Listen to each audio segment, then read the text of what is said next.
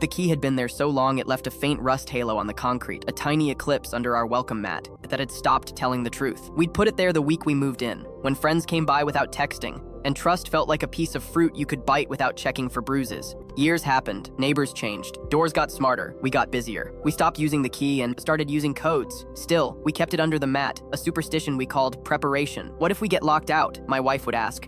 One Friday, we actually did get locked out. Our son had fallen asleep in the car, face pressed against the window like a tired moon. I slid my hand under the mat and felt the key that felt like history. It turned smoothly. That alone could have been the story. 2 days later, our neighbor Marisol knocked. Her hands shook. My mom fell, she said. I left my phone inside, my keys too. I remembered you, said there was a key, and I didn't want to invade.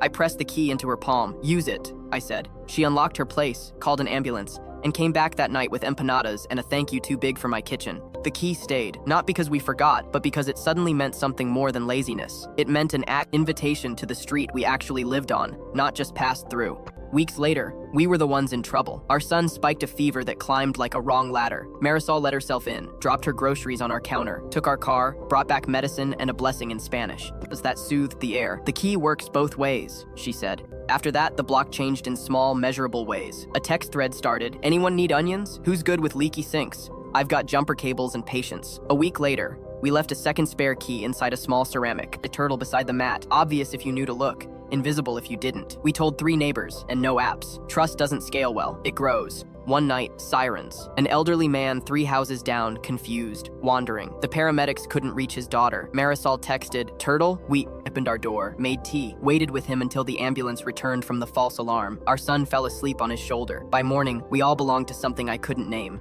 A month later, a realtor put flyers on our block. Security audit, are you safe? Their checklist was quiet, thorough. It made me itch. I stared at the turtle. Safe from what, exactly? From being interrupted? From being needed? From the inconvenience of being known? We kept the turtle. Of course we were careful. We rotated hiding spots. We changed where the code lived. We told only the people whose names we'd dial at 3 a.m. On the first day of spring, Marisol's mother sat on our stoop, unraveling yarn, knees warm in a patch of sun. She looked at the mat, then at me. Keys used to mean keeping people out, she said.